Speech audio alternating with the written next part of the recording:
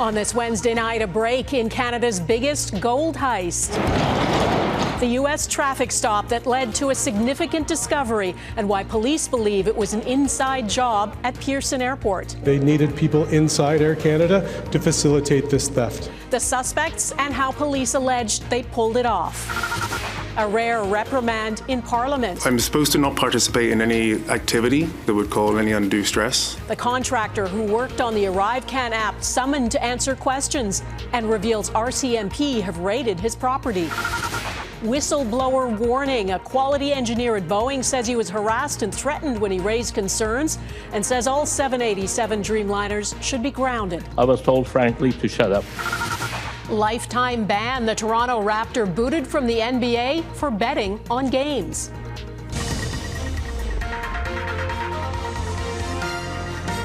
Global National with Donna Friesen. Good evening and thanks for joining us. There has been a break in a case that sounds like the plot of a movie and was the largest gold theft in Canadian history. A year ago, $20 million worth of gold bars and $2 million in cash was stolen from Toronto's Pearson Airport shortly after arriving on a flight from Zurich. Today, police revealed evidence that suggests it was an inside job. Among the 9 suspects identified are 2 men who worked for Air Canada. Eric Sorensen has our top story on how police suspect they did it and what happened to all that gold. It was an extraordinary and brazen gold heist worthy of a Hollywood script. Exactly 1 year ago, a driver in a van pulled up to Air Canada Cargo, gave a waybill to an employee. A shipment was loaded into the van, which drove away. When Brinks Canada came for the shipment hours later, it was gone.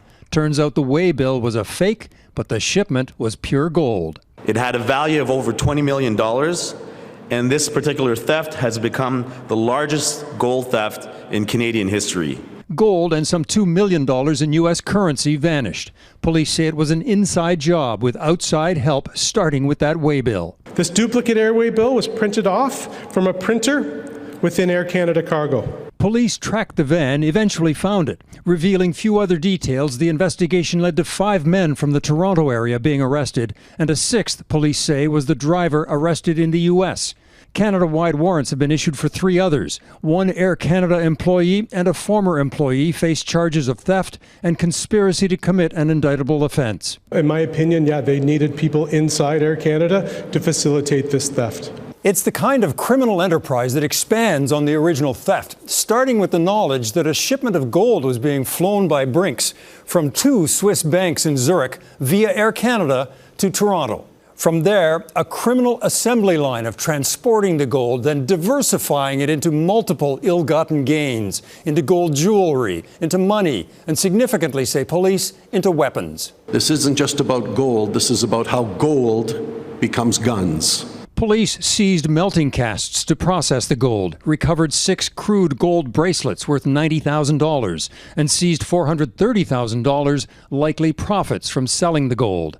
And the van driver, say U.S. authorities, was stopped in a rental car in Pennsylvania. He tried to run away, say police, when they discovered dozens of firearms believed destined for Canada. I'm proud to say that we successfully put this international gun trafficking operation out of business. But these criminals thought they were more sophisticated than police.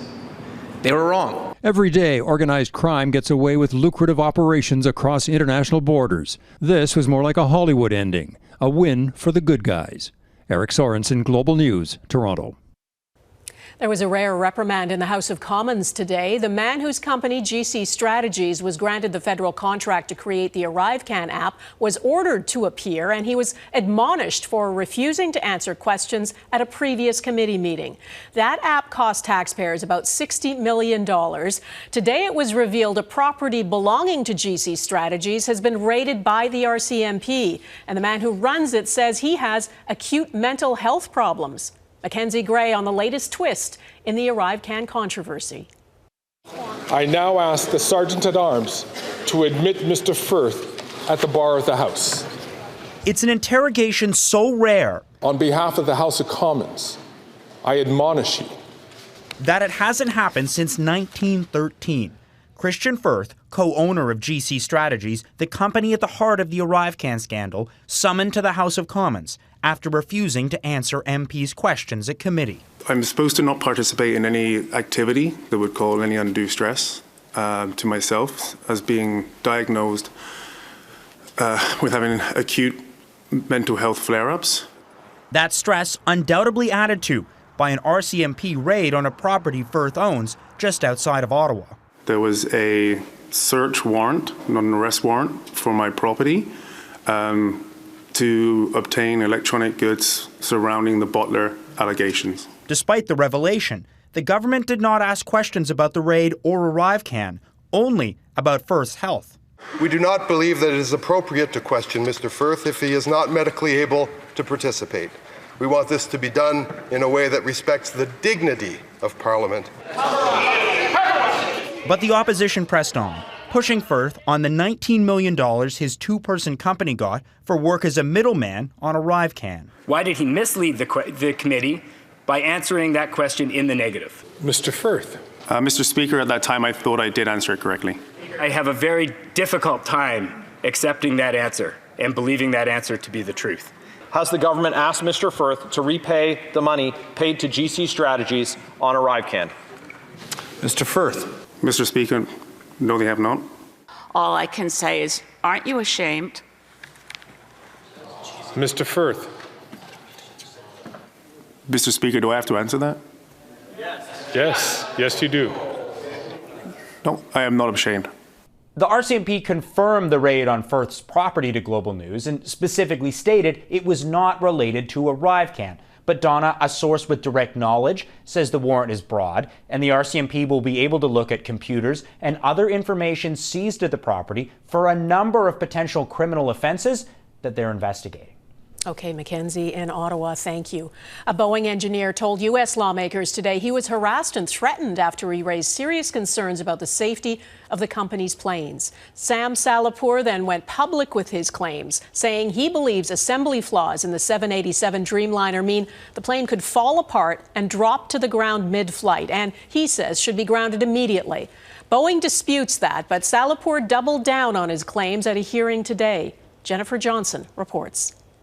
Effectively, they are putting out defective airplanes. Another Boeing whistleblower sounding the alarm to U.S. lawmakers. Sam Salehpour says Boeing's 787 Dreamliner, flown by several airlines, including Air Canada and WestJet, has a potentially fatal flaw, gaps in the fuselage, that could cause the aircraft to break apart midair. I have serious concerns about the safety of the 787 and 777 aircraft, and I'm willing to take on professional risk to talk about them. Salehpour, a quality engineer still at Boeing, says he raised concerns about the fuselage gaps over 3 years. I literally saw people jumping on the pieces of the airplane to get them to align. I call it the Tarzan effect. I was told to shut up. I received physical threats. Ed Pearson also worked for Boeing and now runs an aviation safety group. He says no one at Boeing has paid the price after 2 fatal MAX 8 crashes overseas and a door plug blowing out on an Alaska Airlines flight in January. Unless action is taken and leaders are held accountable, every person stepping aboard a Boeing airplane is at risk. Boeing is defending the 1,100 787s in service, saying we are fully confident in the 787 Dreamliner. These claims about the structural integrity of the 787 are inaccurate. Lawmakers promised more investigative hearings on this, including a future grilling of Boeing's CEO. There are real people at risk, no reason to panic, but a reason for deep concern. Salehpour's attorney says she's heard from over a half dozen other concerned Boeing whistleblowers who haven't come forward. One whistleblower was found dead of an apparent suicide hours after testifying against the aerospace company in March. Jennifer Johnson, Global News, Washington. Both of Canada's major airlines fly Dreamliners. WestJet has 7 of them and told Global News it maintains full confidence in the safety of its fleet. Air Canada flies 39 Dreamliners. It told us it has a rigorous aircraft safety and maintenance program and ensures its practices remain leading edge. The Prime Minister was in the House of Commons today defending the federal budget. Billions in spending was promised, including funding to boost productivity in Canada, which is in serious trouble. Canada's productivity rate has dropped for the last 13 quarters. That's bad for the economy, bad for wage growth. As Abigail Beeman explains, another major budget measure could be shooting productivity in the foot. With construction robots, Promise Robotics is at the crossroads of the housing crisis and AI and understands the value in investing in productivity. What's a dollar per square foot you spend? And like a holistic view and start to look at how this you can monetize over the years, then you've got a pretty good business case to be able to actually invest in your productivity. But many businesses are hesitant to invest, part of the complex web of declining productivity, with other factors including a large increase in immigration and global tensions. In Ontario now, people make the same as they make in Alabama. We're falling behind all G7 countries. We're falling behind the United States. And in Finland, they make the same as us. They work less. So they're working smarter. In an emergency, break the glass. Well, it's time to break the glass. That's the senior deputy governor of the Bank of Canada in a recent speech, talking about our productivity problem. To explain what it really means, Carolyn Rogers used a very Canadian analogy. The same number of workers working the same number of hours will clear more snow with solid shovels that don't break. They'll be even more productive if given snow blowers. But for the most cleared driveways, invest in snowplows. Budget 2024 promises about $7 billion to boost productivity, the bulk going to AI and research investments. But will it work? Entirely counterproductive to what they're trying to achieve. The business community is frustrated by the new capital gains tax increase because when there's investment hesitancy, new taxes don't help. The government disagrees. It will support investments in growth and productivity that will pay dividends for years to come. Surprised, curious, shocked, dismayed people are that they would choose to go down that path. It's not helpful to necessarily see capital gains taxation at this exact moment. With some economists, too, questioning the timing of a new tax increase in an era of lagging productivity. Abigail Beeman, Global News, Ottawa. 3 men have been convicted in connection to the border shutdown near Coutts, Alberta in 2022. After 3 hours of deliberation, the jury found each man guilty of mischief over $5,000. They helped coordinate and lead the protest over COVID restrictions that blocked cross-border traffic between Alberta and Montana for 2 weeks. They face up to 10 years in prison. The Toronto Raptors player given the boot. Coming up, why Jonte Porter got a lifetime ban from the NBA.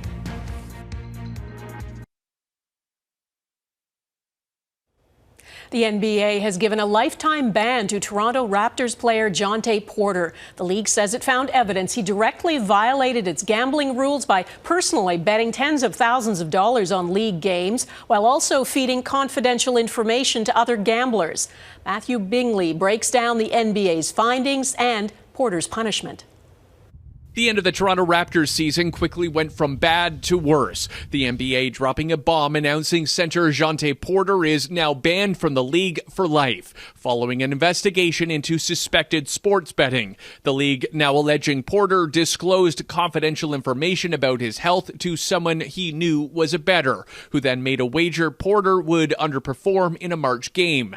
The NBA also alleges Porter limited his own performance in at least one game to influence the outcome of bets and placed more than $50,000 worth of bets on at least 13 NBA games using an associate's account. In a statement, the league's commissioner says there's nothing more important than protecting the integrity of the NBA, which is why Jonte Porter's blatant violations of our gaming rules are being met with the most severe punishment.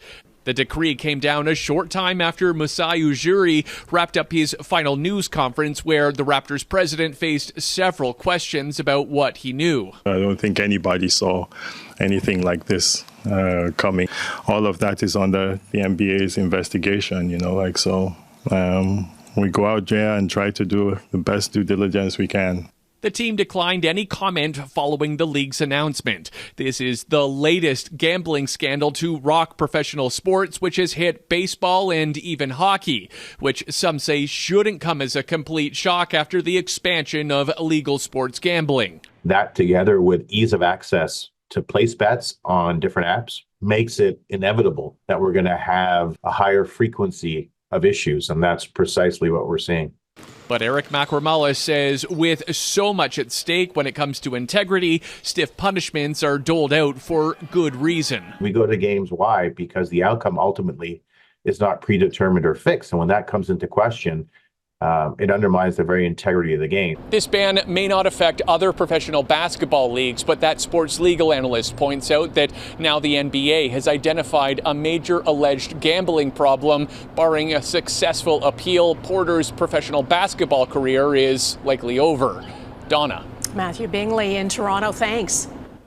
Bring them home. Ahead, families of hostages in Gaza renew pleas to save them.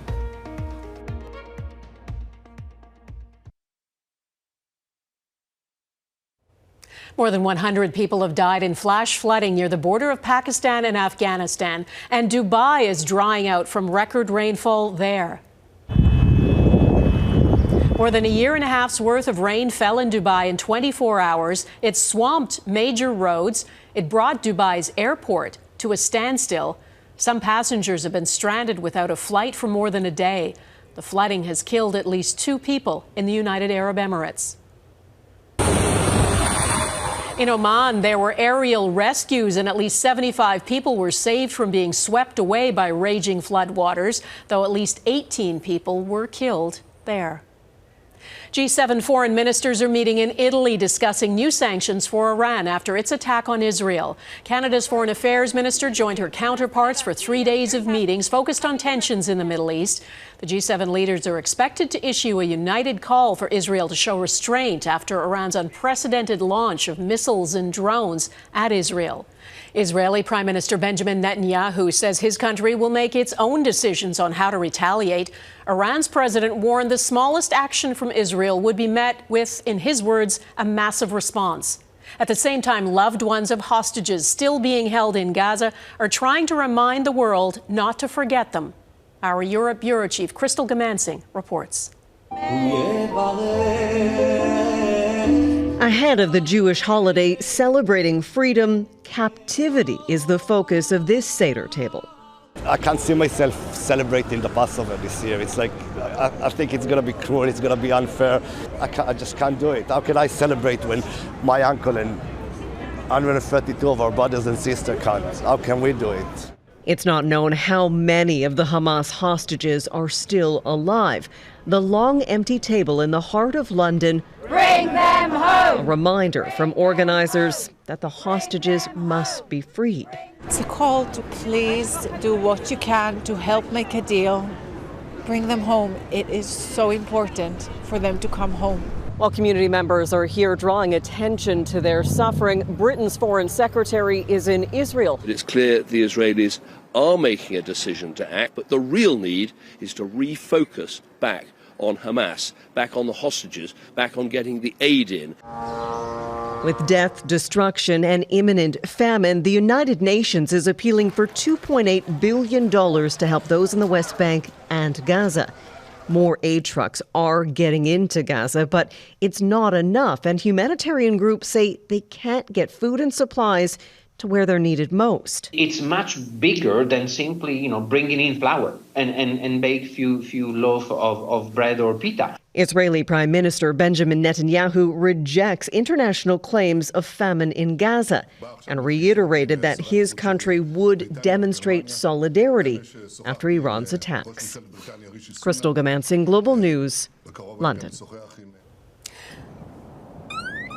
Iran's most powerful regional proxy, Hezbollah, launched missiles and drones at a military facility in northern Israel. At least 14 Israeli soldiers were injured. The Lebanese militant group says that strike was in retaliation for an Israeli attack yesterday that killed 3 of its members.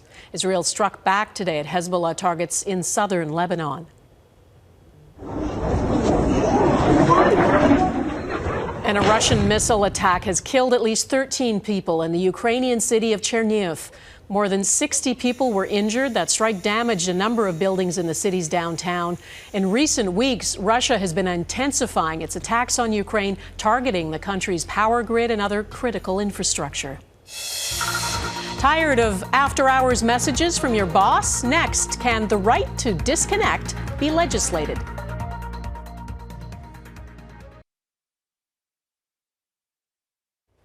The right to disconnect may be something many of us long for. Modern technology has an insidious way of extending the workday, but legislating ways to keep your boss from contacting you after hours isn't simple. Yet a reference to it was included in the latest federal budget, along with, as David Akin explains, $3.6 million to figure out how to do it.